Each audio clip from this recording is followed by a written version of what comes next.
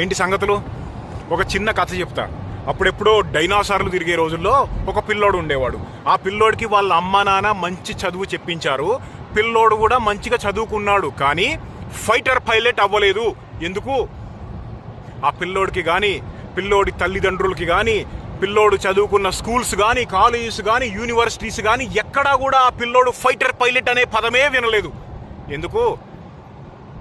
గవర్నమెంట్లు కానీ ప్రతినిధులు కానీ ఎవరూ కూడా ఇటువంటి నాలెడ్జబుల్ ఉన్న సబ్జెక్ట్ని గ్రామాల దాకా తీసుకురాలేదు.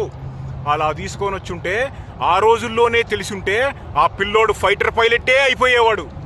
ఆ పిల్లోడు ఎవరో అర్థమైందిగా. అది ఇప్పటికైనా లేట్ అయింది ఏమీ లేదు. ఈ గవర్నమెంట్లు వాళ్ళు ఫైటింగులు చేసుకోవటం ఆపి ఇటువంటి రేర్ సబ్జెక్ట్ నాలెడ్జ్ని, ఏవియేషన్ కానీ లేకపోతే రాకెట్ ఇంజనీరింగ్ లాంటి దాన్ని గ్రామాల వరకు తీసుకురావాలి. అదేదో సిటీలోకి తీసుకొచ్చినట్టు అక్కడ కూడా పెద్దగా ఏమీ లేదు. మన ఇండియన్ సొంత టెక్నాలజీ తోటి తయారు చేసుకునే కావేరీ జెట్ ఇంజిన్ ఇంకా తయారు కాలేదు కంప్లీట్గా. ఎందుకు అంటే నాలెడ్జ్ లేక కాదు. నాలెడ్జ్ ఉన్న సైంటిస్టులు మన దగ్గర సబ్జెక్ట్ నాలెడ్జ్ బాగానే ఉంది, కానీ దానిని ఒక షేప్ చేసి దానిని జెట్ ఇంజిన్గా మార్చాలి అంటే కావాల్సిన రిసోర్సెస్ కానీ లేకపోతే డబ్బులు కానీ టైం కానీ సరిగ్గా సైంటిస్టులకి గవర్నమెంట్లు ఇవ్వకపోవటం, వాటి మీద శ్రద్ధ పెడితే కొంచెం బాగుంటుంది. నేను త్వరలో కోరుకుంటున్నా మన సొంత ఫైటర్ జెట్ ఇంజిన్ తొందరగా రెడీ అవ్వాలని చెప్పి.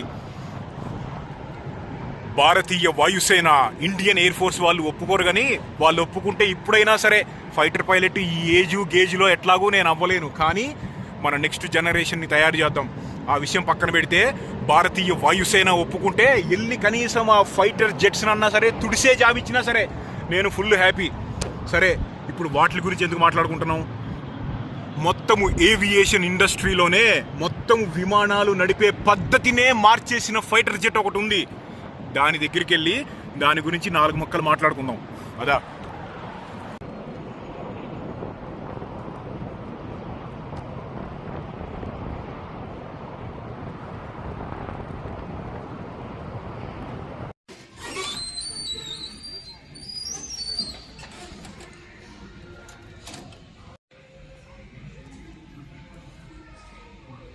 అది 1950.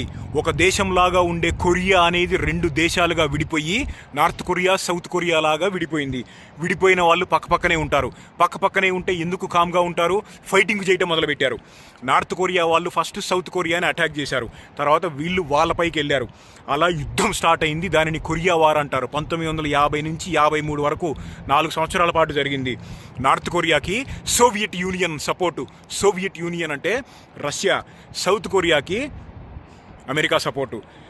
సౌత్ కొరియాకి ఫైటర్ జెట్స్ని, బాంబర్స్ని సప్లై చేస్తుంది అమెరికా. నార్త్ కొరియా వాళ్ళకి రష్యా వాళ్ళు ఫైటర్స్ని, బాంబర్స్ని సప్లై చేస్తున్నారు. అలా వాళ్ళిద్దరూ ఫైట్ చేసి లాస్ట్కి ఏమైంది అంటే అది డ్రా అయింది. ఎవరూ క్లియర్గా విన్ అవ్వలేదు. No clear winner.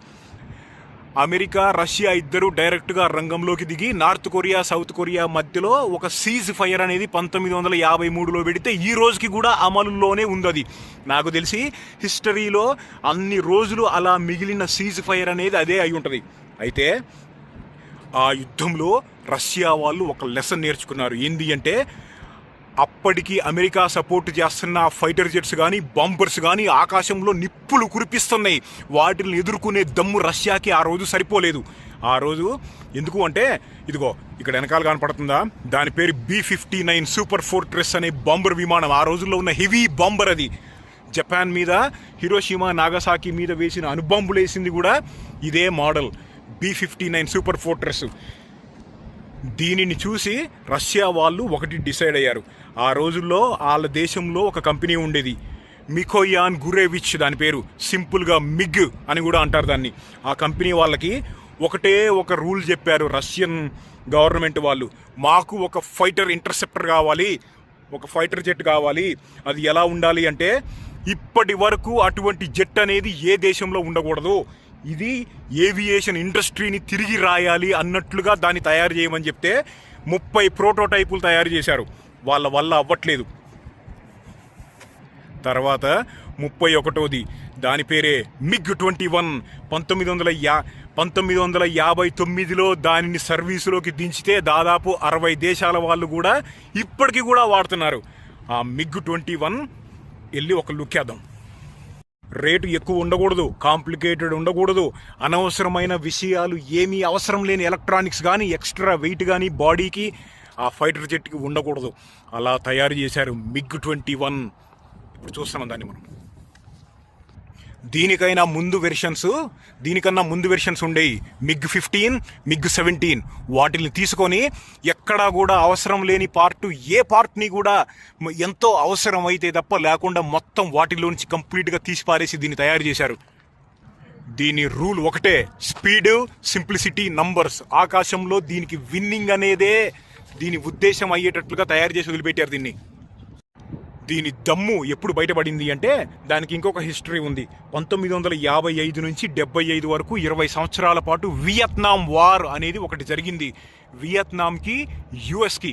అది ఎందుకు స్టార్ట్ అయింది అంటే 1954 వరకు కూడా వియత్నాం అనేది ఫ్రాన్స్ వాళ్ళు పాలించారు, మనని బ్రిటిష్ వాళ్ళు పాలించినట్టు అక్కడ పాలించారు. తర్వాత 1954లో ఫ్రాన్స్ నుంచి ఇండిపెండెన్స్ వచ్చేసింది వియత్నాంకి. తర్వాత వియత్నాము నార్త్ సౌత్ 2 పార్ట్లు ఉంటాయి కదా దేశంలో. మామూలుగా 2 దేశాలు కాదు, దేశంలోనే నార్త్ సౌత్ ఉంటుంది కదా. అలా నార్త్ మీద ఉన్న వాళ్ళు సౌత్ని అటాక్ చేయడం మొదలుపెట్టారు వాళ్ళ దేశంలోనే. ఎందుకు అంటే నార్త్ వాళ్ళ ఉద్దేశం ఏంటంటే దేశం మొత్తాన్ని కమ్యూనిస్టు దేశంగా మార్చేద్దాము అని చెప్పి. కమ్యూనిస్ట్ దేశం అంటే, కమ్యూనిజం అంటే ఏంటంటే ఏ దేశంలో ఉన్న ప్రజలైనా సరే ఇప్పుడు ఆ దేశం కమ్యూనిస్ట్ దేశం రా అంటే ఏంది అంటే ప్రజలు సొంతగా వాళ్ళకి ల్యాండ్ కానీ ఇల్లు కానీ ఏది కూడా ప్రజలు సొంతగా వాళ్ళ పేరు మీద పెట్టుకోవడానికి లేదు. అల్టిమేట్గా గవర్నమెంట్ కంట్రోల్ ఉంటుంది. అంటే గవర్నమెంట్ ఏది చెప్తే అది అంతే. జనాలకి హ్యూమన్ రైట్స్ కానీ ఈ ల్యాండ్ నాది, నా పేరు మీద పెట్టుకుంటానని కానీ నేను అమ్ముకుంటానని కానీ అసలు కుదరదు. దాన్ని కమ్యూనిస్ట్ కంట్రీస్ అంటారు, కమ్యూనిజం. అయితే అప్పటికే రష్యా చాలా పెద్ద కమ్యూనిస్ట్ కంట్రీ. తర్వాత వియత్నాం అనేది కూడా కమ్యూనిస్టు అవ్వబోతుంది అని అమెరికాకి తెలిసిన తర్వాత ఈ కమ్యూనిజం అనేది మెల్లిగా అన్ని దేశాలకి పాకుకుంటా ప్రపంచం మొత్తం కమ్యూనిస్ట్ అయిపోతుందేమో అనే విషయం యుఎస్కి నచ్చక యుఎస్ వాళ్ళు వియత్నాంని అటాక్ చేయడం మొదలుపెట్టారు. ఎలా అటాక్ చేశారు అంటే ఎవరైతే ఆ కమ్యూనిజంని స్టార్ట్ చేశారో నార్త్ వియత్నాం మీదకి F-4 ఫ్యాంటమ్స్, B-52 స్ట్రాటోఫోర్ట్రెస్ అనే బాంబర్లను పంపించి మొత్తం నాశనం చేయడం మొదలుపెట్టారు. తర్వాత వియత్నాంకి సపోర్ట్ చేయడానికి వాళ్ళు పంపిన ఫైటర్ జెట్స్ ఇవి MiG-21 బైసన్ మొత్తము ఏవియేషన్ ఇండస్ట్రీ మొత్తాన్ని తిరగరాసింది. ఇదిగో ఇది ఉందా, దీని మూలానే ఫైటర్ పైలట్కి ఇది ఎంత స్పీడ్ వెళ్తుంది అనేది తెలిసేది దీంట్లో నుంచే. పిటోట్ ట్యూబ్ అంటారు దీన్ని, పిటోట్ ట్యూబ్. మామూలుగా మన బళ్ళేమో టైర్లు తిరిగితే తెలిసింది కదా, వీటికి టైర్లు తిరగవు కదా గాల్లోకి వెళ్ళిన తర్వాత. ఇది ఉంది చూసారా, ఇదేంటంటే స్పీడ్ని బట్టి వెళ్ళే కొద్దీ ముందుకి వెనక్కి వచ్చి ఎక్కువ గాలిని తీసుకోవడానికి లోపల ఇక్కడి నుంచి తీసుకున్న గాలి ఆ లోపలికి వెళ్ళి లోపల ఇంజన్లో బర్న్ అయింది. దీనివి కొన్ని టెక్నికల్ స్పెసిఫికేషన్స్ మాట్లాడుకుంటే వింగ్ స్పాన్ అంటే రెక్కలు కనపడుతున్నాయా, దాని వెడల్పు దాదాపుగా 7 మీటర్ల పైనే. ఎంటీ వెయిట్ అంటే బాడీలో పెట్రోల్ కానీ లేకపోతే వెపన్స్ కూడా ఏమీ లేనప్పుడు దాదాపుగా 5 టన్నులు బండి వెయిట్. మొత్తం ఫుల్లీ లోడెడ్ అయినప్పుడు 9 టన్నులు ఉంటుంది. మొత్తం Mach 2 స్పీడ్ ఆ రోజుల్లోనే, అంటే దాదాపుగా 2200 కిలోమీటర్ల పైనే వెళ్తుంది. ఇక్కడ చూడు 30mm క్యానన్, అంటే 30mm heavy bullet. AK-47 bullet కన్నా 10 రెట్లు ఉంటుంది. ఇదిగో ఇది అది. వియత్నాం వారు స్టార్ట్ అవ్వకన్నా ముందే వియత్నాం దేశంలో ఉండే సోల్జర్స్ రష్యా వెళ్ళి ఫైటర్ పైలట్ లేకపోతే ఫైటర్ జెట్స్ నడపడానికి కావాల్సిన ట్రైనింగ్ అది తీసుకునేవాళ్ళు. ఎప్పుడైతే సడన్గా అమెరికా వియత్నాంని అటాక్ చేసిందో అక్కడ ఉన్న వాళ్ళంతా కూడా సగం కంప్లీట్ అయిన సోల్జర్స్ ఉన్నారు, ట్రైనింగ్ కంప్లీట్ అయిన వాళ్ళు ఉన్నారు, సగం అయిన వాళ్ళు కూడా ఉన్నారు. వాళ్ళందరూ కూడా సడన్గా ఎమర్జెన్సీగా రష్యా నుంచి వియత్నాం వచ్చేసి ఈ ఫైటర్ జెట్స్ తీసుకొని MiG-21లు తీసుకొని ఆ రోజు యుఎస్ వియత్నాంని అటాక్ చేసేది B-52 స్ట్రాటోఫోర్ట్రెస్ అనే బాంబరు. F4 ఫ్యాంటమ్ అనే ఫైటర్ జెట్. అప్పటి వరకు అమెరికాకి సంబంధించిన F4 ఫ్యాంటమ్ అనే ఫైటర్ జెట్ని కొట్టిన జెట్ ఇంకొకటి హిస్టరీలో లేదు.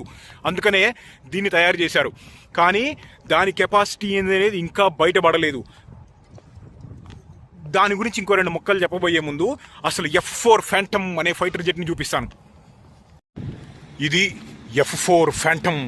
కొన్ని వేల బళ్ళు తయారు చేశారు వీటితోటి వియత్నాంలో బాంబుల వర్షం కురిపిస్తూ ఉంటే MiG-21లు దిగిన రంగంలోకి దీన్ని ఎదుర్కొనటానికి. అయితే ఇది MiG-21 కన్నా కానీ డబుల్ సైజ్ ఉంటుంది. కెపాసిటీ కానీ, ఆపరేషనల్ రేంజ్ కానీ, బాంబులు తీసుకెళ్లే కెపాసిటీ కానీ మొత్తం ఎలా ఉందో చూడు. F4 ఫ్యాంటమ్ 2 దీని పేరు. ఇదిగో ఇది కూడా అదే. 2 పైలట్లు ఉంటారు లోపల, డ్యూయల్ పైలట్.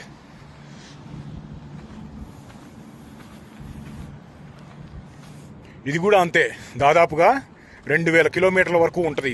మిగ్ కూడా 2000 కిలోమీటర్లే, 2000, 2200 రెండు కూడా సేమ్. కానీ దీనికన్నా కానీ MiG-21 సుపీరియర్. ఎందుకో తెలుసా? ఒక గెస్ చెప్పండి.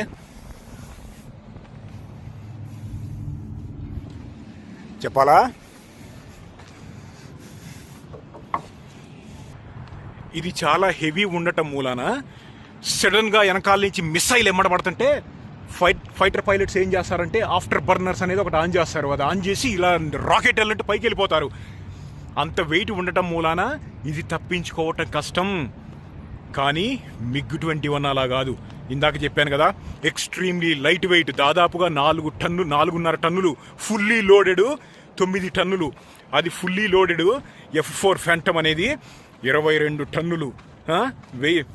సేమ్ కెపాసిటీ అయినా కానీ వెయిట్ తక్కువ ఉంటే ఫ్లెక్సిబుల్గా ఉంటుంది కదా, ఆ ఫ్లెక్సిబిలిటీనే MiG-21. ఇక్కడ బాడీ ఉందా? ఈ కనపడే బాడీ ఫ్రేమ్ అంతా కూడా మ్యాగ్నీషియం అలాయ్ తోటి తయారు చేశారు. మ్యాగ్నీషియం అలాయ్ అంటే లైట్ వెయిట్ ఉంటుంది, తొందరగా వేడెక్కదు, ఎక్స్ట్రీమ్లీ పవర్ఫుల్, ఎక్స్ట్రీమ్లీ స్ట్రాంగ్గా ఉంటుంది. ఇదిగో ఇక్కడ వింగ్స్ కనపడుతున్నాయా? వీటిని డెల్టా వింగ్స్ అంటారు. అంటే ఇలా త్రిభుజాకారంలో ఉంటుంది. పైనుంచి చూస్తే మనం పైనుంచి చూపించలేము ఇప్పుడు దీన్ని. అలా ఉండటం మూలాన ఫ్లెక్సిబుల్గా ఉంటుంది. ఇగో బ్యాక్ సైడ్ ఇంజన్లు ఉంటాయి చూడు. F4 ఫ్యాంటమ్ ఏమో డ్యూయల్ ఇంజన్ 2 ఉంటాయి.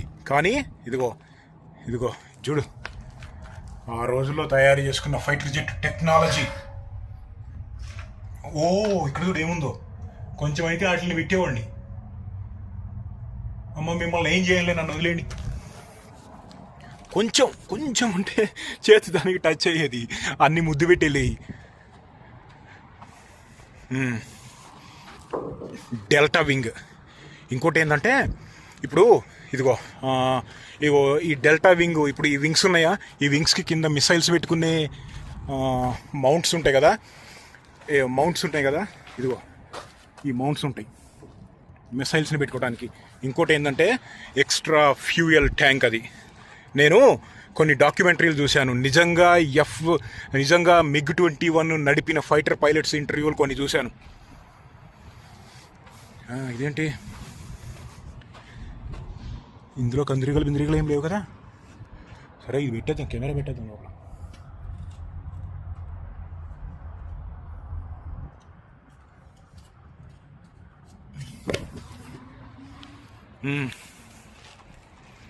ఆ వియత్నాం వారు ఒక పక్క జరుగుతూ ఉంటే ఒకరోజు ఏమైంది అంటే 4 వియత్నాం పైలట్స్ 4 MiG-21లో ఉన్నారు. 24 మంది పైలట్లు F4 ఫ్యాంటమ్ అమెరికన్ ఫైటర్ జెట్స్లో ఉన్నారు. అందులో ఒక్కొక్క దాంట్లో 2 ఉంటారు కదా. అయితే వాళ్ళకి డాగ్ ఫైట్ స్టార్ట్ అయింది. డాగ్ ఫైట్ అంటే కుక్కలు కొట్టుకోవడం కాదు, మనం ఇంతకుముందు మాట్లాడుకున్నాం. ఆకాశంలో ఫైటర్ జెట్స్ ఫైటింగ్ చేసుకుంటుంటే దాన్ని డాగ్ ఫైట్ అంటారు. మిలిటరీ లాంగ్వేజ్ అది. అయితే ఆ డాగ్ ఫైట్లో ఆ 12 మంది F4 ఫ్యాంటమ్ ఫైటర్ జెట్లు వాళ్ళు వీళ్ళని MiG-21లో ఎక్కడున్నారో కనిపెట్టారంటే గుర్తుకొచ్చింది. ఇది ఒక్కొక్కటే ఉంటే కనపడటం కూడా కష్టము. ఎందుకంటే బండి చిన్నగా ఉంటుంది కదా, తొందరగా స్పాట్ అవ్వదు కళ్ళతోటి. F4 ఫ్యాంటమ్కి ఉన్న డిసడ్వాంటేజ్ ఏంటంటే దానికి దీని మీద డబల్ సైజ్ ఉండేసరికి ఈ పైలట్లకి తొందరగా కనపడేది. అంత దూరాన కొంచెం ఉన్నా కానీ రేడార్లకి కనపడటం వేరు, మన కళ్ళకి కనపడటం వేరు. కళ్ళకి కనపడితే ఇంకా క్లారిటీగా ఉంటుంది ఫైటర్ పైలట్ అనే సొంత నిర్ణయాలు తీసుకోవడానికి. సరే, అప్పుడు వాళ్ళు ఏం చేశారంటే 12 ఫైటర్ జెట్స్లో నుంచి ఒక్కొక్క దాంట్లో నుంచి ఒక్కొక్క మిసైల్ 12 మిసైల్స్ వదిలారు వీటి మీదకి. వీళ్ళు ఏం చేశారో తెలుసా, మామూలుగా ఫైటర్ జెట్ కన్నా కానీ ఫైటర్ జెట్ నుంచి వచ్చే మిసైల్ స్పీడు ఇంకా డబల్ ట్రిపుల్ ఉంటుంది. అలా మిసైల్ వచ్చేస్తుంది. వీళ్ళు ఏం చేశారు, ఎలా వస్తుంది ఇప్పుడు ఫైటర్ జెట్ వెనకాల మీరు సినిమాల్లో చూశారు కదా, ఇట్లా ఎమ్మడబడతా ఉంటాయి కదా మిసైల్స్. ఎలా వస్తాయి అంటే హీట్ సిగ్నేచర్. హీట్ సిగ్నేచర్ అంటే ఫైటర్ జెట్ వెనకాల ఇదిగో ఇక్కడ నుంచి వేడి వచ్చిద్దా ఎగ్జాస్ట్ సైలెన్సర్లో నుంచి, ఆ వేడిని సెన్స్ చేస్తాయి ఆ వచ్చే మిసైల్స్. ఆ వేడిని గమనించి ఎమ్మడబడటం మొదలుపెట్టినాయి. ఆ పైలట్లు ఏం చేశారంటే, వియత్నాం పైలట్లు, ఇదిగో ఈ కింద ఎక్స్ట్రా ఫ్యూయల్ ట్యాంక్ ఉంది కదా, అది చాలా వెయిట్ ఉంటుంది. దాదాపు ఒక టన్ను ఉన్నా కానీ ఆశ్చర్యపోను నా కిందది. దాన్ని డ్రాప్ చేసేస్తారు. ఒక బటన్ ఉంటుంది, అది వచ్చితే అది జారిపోయింది. దాన్ని వదిలేసి ఇట్లా బుల్లెట్ వెళ్ళినట్టు పైకి వెళ్ళిపోయారు దాని నుంచి తప్పించుకోవడానికి. అలా పైకి వెళ్ళి ఆ F4 ఫ్యాంటమ్స్కి కనపడకుండా వెనకాలకు వచ్చి 4 నుంచి 4 మిసైల్స్ వదిలారు. ఆ రోజు 5 F4 ఫ్యాంటమ్లు పడిపోయినాయి. ఆ రోజు రియల్ టేస్ట్ తెలిసింది అమెరికన్ మిలిటరీ వాళ్ళకి. MiG-21 అంటే ఏందో, ఎంత ఫాస్ట్గా క్లైంబ్ అయిపోగలవు, కనపడకుండా వెనకాలే చుట్టుపక్కలే ఎక్కడో ఉంటారు కానీ కనపడట్లేదు. స్టెల్తా కాదు, చిన్నగా ఉంది కదా అందుకని కనపడట్లేదు. ఆ రోజు అలా తెలిసి వచ్చింది. ఆ రోజు మొట్టమొదటి లెసన్ అమెరికా వాళ్ళు నేర్చుకున్నారు. MiG-21లని మనం పడేయాలి అంటే F4 ఫ్యాంటమ్లు సరిపోవు, నెక్స్ట్ జనరేషన్ మనం ఏదైనా తయారు చేయాలి అని చెప్పి మెక్డానల్డ్ డగ్లస్ అనే కంపెనీ వాళ్ళకి కాంట్రాక్ట్ ఒకటి చెప్తే చాలా రోజులు రీసెర్చ్ చేసి వాళ్ళు F-15 ఈగల్ని తయారు చేశారు. ఎప్పుడైతే F-15 ఈగల్ సర్వీస్లోకి దిగిందో 1970 ఆ టైంలో MiG-21 ఆబ్సలీట్ అయిపోయింది. అంటే F-15ని కొట్టగలిగే దమ్ము దీనికి లేదు. ఏదైనా సరే అడ్వాన్స్మెంట్ ఉంటుంది. ఏ దేశంకైనా సరే శత్రువులు ఉంటేనే టెక్నాలజీ అనేది బయటకు వస్తూ ఉంటుంది. ఏమీ ప్రాబ్లం లేకుండా కామ్గా ఉంటే తిని కూర్చుంటూ ఉంటారు. ఏదన్నా చేసేయాలి, కొత్తదనము, టెక్నాలజీ ఆతృత ఉండదు. శత్రువులు ఎంత బలంగా ఉంటే అంత బలంగా, అంత టెక్నాలజీగా మారతారు. ఏ దేశాల్లో అయినా సరే, ఏ దేశమైనా సరే. ఫైటర్ జెట్స్ టెక్నాలజీ అనేది చాలా ముఖ్యం.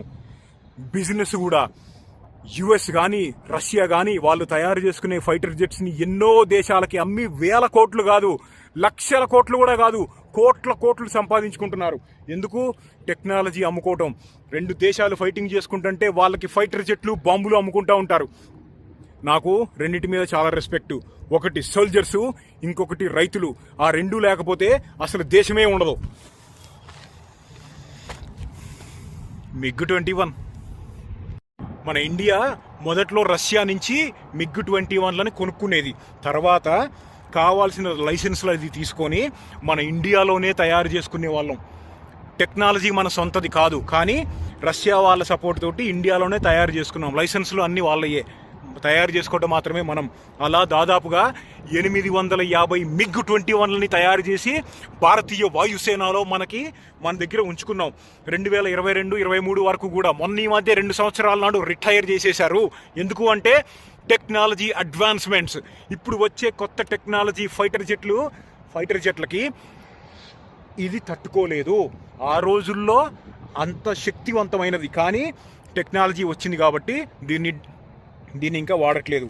ఇంకోటి ఏంటంటే, అలా F4 ఫ్యాంటమ్ ఫైటర్ జెట్లు ఏ రోజైతే 4-5 ఒకటే రోజు కూలిపోయినాయో వియత్నాం వార్లో, ఆ రోజు అమెరికన్ సోల్జర్స్ దీనికి ఒక పేరు పెట్టుకున్నారు. ఏంటో తెలుసా? The silver bullet. ఎందుకు అంటే ఆ గన్నులో నుంచి వచ్చే బుల్లెట్ స్పీడ్ ఎలా ఉంటుందో దీని స్పీడ్ కూడా అలా ఉంటుంది. డబల్ స్పీడే వెళ్ళిపోతుంది. బుల్లెట్ వెళ్తుంటే కనపడిద్దా? మనకి కనపడదు. మొత్తం స్పీడ్ తోటి వెళ్తుంటే జాగ్రత్తగా చూస్తే కనపడుతుంది. మెరుపు తీగల్లాగా వచ్చి ఎప్పటి నుంచి ఎటు వచ్చిందో, ఎటు తిరుగుతుందో, ఎటు వెళ్తుందో కూడా అమెరికన్ పైలట్స్కి అర్థం కావట్లేదు. అందుకనే యూరోపియన్ యూనియన్ వాళ్ళు, లేకపోతే నేటో కంట్రీ వాళ్ళు దానికి ఇంకొక పేరు పెట్టుకున్నారు, ఫిష్ బెడ్. మొత్తం దాని జోలికి వెళ్తే ఫిష్ బెడ్ పడ్డట్టు అన్ని కింద పడిపోవటమే. అది MiG-21. చాలా దేశాల వాళ్ళు కొనుక్కొని ఒక్కొక్కళ్ళు ఒక్కొక్క పేరు పెట్టుకున్నారు. మన ఇండియాలో మన ఇండియన్ ఎయిర్ ఫోర్స్ దీనికి పెట్టుకున్న పేరు బైసన్, MiG-21 బైసన్. మొత్తం హిస్టరీలోనే మోస్ట్ సక్సెస్ఫుల్ ఫైటర్ జెట్, మొట్టమొదటి ఫైటర్ జెట్. దీనికి ఇంకొక పేరు కూడా ఉంది, ఫ్లయింగ్ AK-47, అంటే గాలిలో ఎగిరే AK-47 అని చెప్పి దానికి పేరు. ఎందుకు అంటే AK-47 అనేది మొత్తం హిస్టరీలోనే మోస్ట్ సక్సెస్ఫుల్ గన్ను అని అంటారు. అలానే అదే బిరుదు, అదే పేరు దీనికి పెట్టారు, ఫ్లయింగ్ AK-47 అని చెప్పి. ఎందుకంటే అప్పటి వరకు ఇటువంటి జెట్టు ఏది లేదు కాబట్టి. మన ఇండియాకి దాదాపుగా 40 సంవత్సరాల పాటు ఇండియన్ ఎయిర్ ఫోర్స్కి బ్యాక్ బోన్ లాగా ఉన్న ఈ జెట్టు డాగ్ ఫైట్ కూడా చేసింది మనతో పాటు. 2019 పాకిస్తాన్ ఇండియా కాన్ఫ్లిక్ట్ అయినప్పుడు అభినందన్ వర్ధమాన్ MiG-21లో నుంచి పాకిస్తాన్ ఎయిర్ ఫోర్స్ వాళ్ళ F-16ని లేపేశాడు. అయితే ఒక విషయం చెప్తాను నేను, పాకిస్తాన్ F-16ని లేపేయటం అనేది చాలా పెద్ద న్యూస్. ఎందుకంటే ఫైటర్ జెట్ అనేది ఒకటైతే ఫైటర్ జెట్ కన్నా ముఖ్యం. ఎందుకంటే ఏ టైంలో ఏ మిసైల్ వాడాలి, ఎలా పట్టుకోవాలి. దాదాపుగా ఇప్పుడు MiG-21 కన్నా కానీ F-16 అనేది చాలా అడ్వాన్స్డ్. కానీ అక్కడ పైలట్ అనేవాళ్ళు ఫ్రంట్ లైన్లో పైలట్ ఉన్నప్పుడు ఆ పైలట్ మైండ్ సెట్ ఎలా ఉండాలి తెలుసా? సరే, మన అభినందన్ గురించి మాట్లాడుతున్నాం మనం. కానీ మనము ఆ F-16ని కొట్టేసిన విషయము మన ఇండియా చెప్పిద్ది. కానీ ఇంటర్నేషనల్ మీడియా వాళ్ళు ఎవరో కూడా F-16 ఒకటి పడిపోయింది MiG-21 మూలాన అనే దాన్ని ఎక్నాలెడ్జ్ చేయలేదు. పబ్లిక్గా ఏ పెద్ద న్యూస్ పేపర్ వాళ్ళు కూడా మీడియాలో చెప్పలేదు. ఎందుకు చెప్పండి? చెప్పాలా? 2 కారణాలు. 1, US అంటే భయము. 2, చాలా వెస్టర్న్ కంట్రీస్ ఇండియాకి సపోర్ట్ చెయ్యవు, మొదటి నుంచి కూడా సపోర్ట్ చెయ్యవు. ఎందుకు అనేది చాలా కారణాలు ఉన్నాయి, వాటి గురించి మళ్ళీ ఎప్పుడన్నా మాట్లాడదాం. అది the mighty MiG-21 terrified western countries. ఆ వియత్నాం వార్ అనే దాంట్లో ముఖ్యంగా MiG-21, F-4 ఫ్యాంటమ్స్ 2 మేజర్గా ఫైటింగ్ చేసుకున్నాయని చెప్పాను కదా. దాదాపుగా 760 F-4 అమెరికన్ ఫైటర్ జెట్లు, F-4 ఫ్యాంటమ్లు కూలిపోయినాయి. అందులో దాదాపుగా 70% భూమి మీద నుంచి కొట్టిన మిసైల్స్ తోటి పోయినాయి. మిగతాయి MiG-21లతోటి కూల్చేశారు. MiG-21 విషయానికి వస్తే దాదాపుగా ఒక 60 MiG-21లు కూలిపోయినాయి. ఎలా? F-4 ఫ్యాంటమ్లు పడేసినాయి గాల్లో నుంచి వచ్చే ఎయిర్ టు ఎయిర్ మిసైల్స్ తోటి. మన ఇండియాలో ఈ MiG-21లు చాలానే కూలిపోయినాయి. అంటే వేరే మిసైల్స్ వచ్చి కొట్టడం కాదు.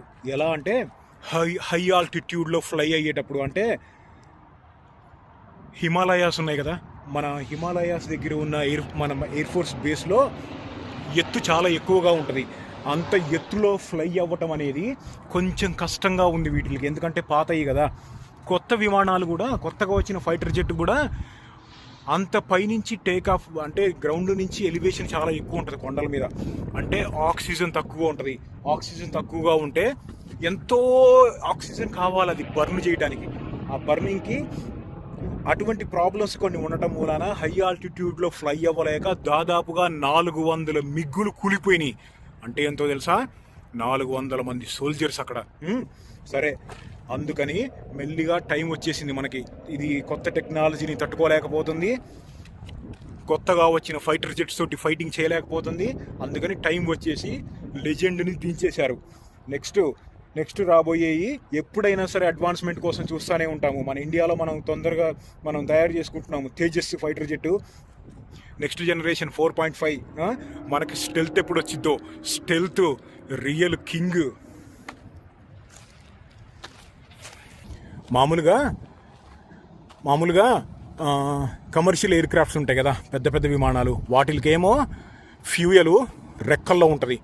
రెక్కలు ఈ కాదు, ఈ స్టెబిలైజర్స్, అంటే పైకి వెళ్ళిన తర్వాత ఎటు తిరగాలి అనేది ఇది డిసైడ్ చేస్తుంది. స్టెబిలైజర్స్ అంటారు దీన్ని.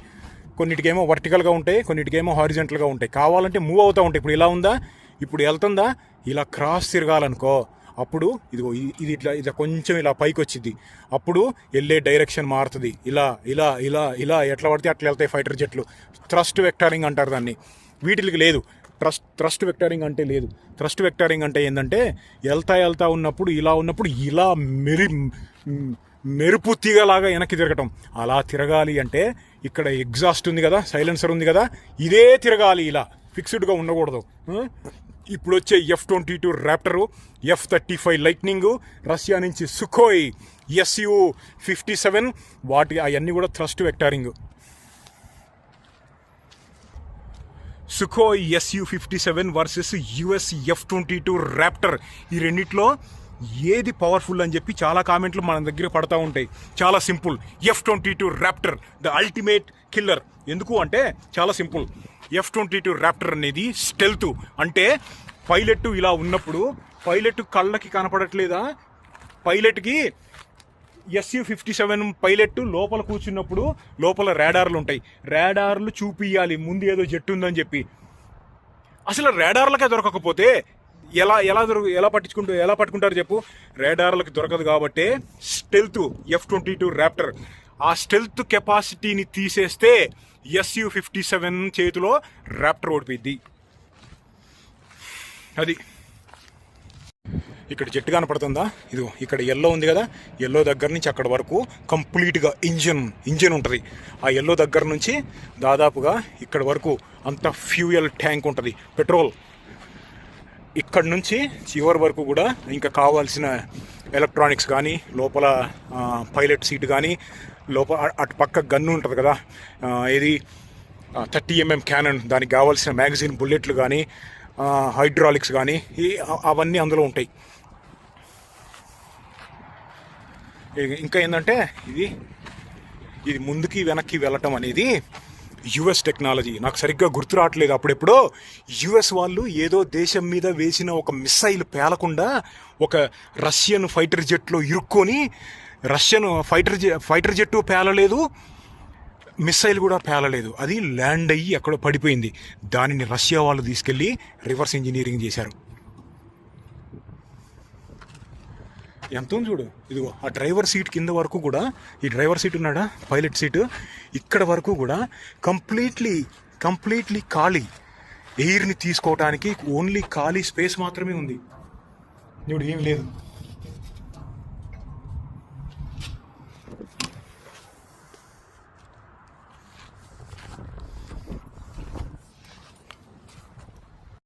వెనకాల ఒక డోర్ ఓపెన్ చేసింది, కింద ఏముందో చూద్దాం.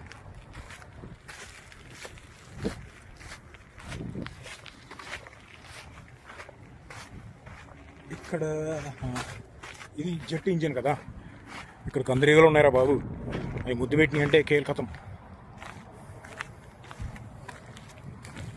కనపడుతుందా?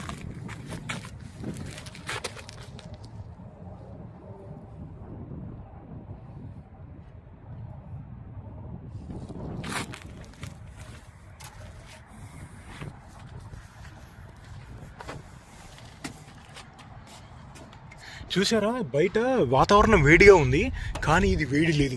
మ్యాగ్నీషియం అలాయ్ అంటే అదే మరి.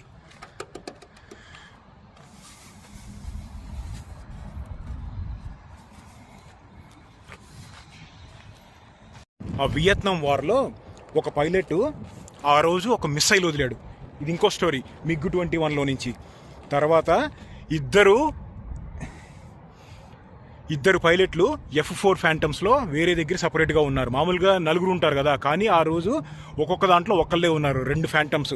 ఆ 2 ఫ్యాంటమ్స్లో ఒక F-4 ఫ్యాంటమ్ ఫైటర్ జెట్టు ఇది కొట్టిన మిస్సైల్ తగిలి పడిపోయింది. అయితే వియత్నాంకి కానీ, రష్యాకి కానీ, అమెరికాకి కానీ ఎవరికి కూడా ఆ రోజు ఆ జెట్టు పైలట్ తగిలి మంట రావటం చూశాడు, కానీ కన్ఫామ్గా అది కూలిపోయిందో లేదో తెలియదు. ఏ దేశము కూడా 2011 వరకు కూడా ఎవరికీ తెలియదు.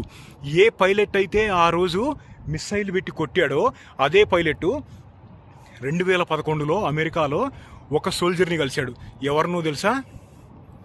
2 సోల్జర్స్లో ఒక సోల్జర్ పడిపోయాడు కదా, ఇంకొక సోల్జర్ ఉన్నాడు చూసావా, అతను అడిగాడంట, ఎలా కొట్టగలిగావు, అంత మేఘాల మధ్యలో మా జట్టు మీకు ఎలా కనపడింది అని అడిగాడంట. ఆ రోజు ఆ వియత్నాం పైలట్ అనుకున్నాడంట, ఓ అయితే కన్ఫామ్గా నేను ఆ రోజు ఆ జట్టును పడేశాను అని చెప్పి.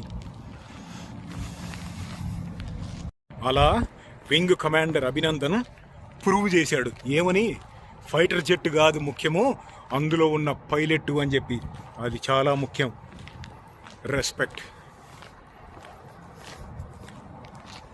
మొత్తం హిస్టరీలోనే ఏ దేశమైనా ఏ బండైనా ఎక్కడైనా సరే అత్యంత ఎక్కువగా తయారు చేసిన మోడల్ ఏదైనా ఉందా అంటే MiG-21. దాదాపుగా అన్ని దేశాలు కలిపి 11,000 బళ్ళను వాడారు ఎక్కడైనా కానీ. కొన్ని ఇండియాలో తయారైనవి, కొన్ని రష్యాలో తయారైనవి, కొన్ని వేరే దేశాల్లో తయారు చేసుకున్నారు టెక్నాలజీ ట్రాన్స్ఫర్ తీసుకొని. చైనా వాళ్ళేమో కంప్లీట్గా టెక్నాలజీ తీసేసుకున్నారు రష్యా నుంచి. రష్యా చైనా ఫ్రెండ్స్ వాళ్ళు ఇచ్చారు టెక్నాలజీ. J7 అనే పేరుతోటి MiG-21లను తయారు చేసుకున్నారు చైనా వాళ్ళు. చైనాలో అవన్నీ కలుపుకుంటే 20,000 బళ్ళ పైనే తయారు చేసి ఉంటారు మిగ్గులన్నీ కలిపి MiG-21లు. తర్వాత ఎక్కువగా తయారు చేసిన సెకండ్ బండి F-16. దాదాపుగా 5,000 బళ్ళు తయారు చేశారు. F-16 చాలా అడ్వాన్స్డ్, అంటే దాని తర్వాత వచ్చింది కాబట్టి, MiG-21 తర్వాత వచ్చింది కాబట్టి. ఎప్పుడైతే ఆ MiG-21లు మొత్తం US సోల్జర్స్ని, వెస్టర్న్ కంట్రీస్ని దాదాపుగా భయపెట్టి దడబుట్టించి వదిలిపెట్టినాయో, F-15 ఈగల్ని తయారు చేసుకున్నారు అమెరికా వాళ్ళు MiG-21లతోటి ఫైట్ చేయడానికి. ఇదిగో F-15 ఈగల్, ఇది most deadly air craft in the history. ఇది కూడా ఇప్పటి వరకు దానికి ఓడిపోవటం అనేదే లేదు హిస్టరీలో. మొట్టమొదటిసారి మొన్న ఇరాన్ వార్లో F-15లు పడ్డాయి. అప్పటి వరకు ఓటమి అనేదే ఎరగదు. 105 kill to 0 రేషియో మొన్నటి వరకు కూడా. మొన్నే ఇరాన్ వార్లో పడింది. అది మైటీ MiG-21. మీ ఫేవరెట్ జెట్ ఏంది ఇంతకీ? వర్తమాన్ జట్టు పడేసాడా లేదా F-16ని? తెలుసుగా. అది మళ్ళీ కలుద్దాం.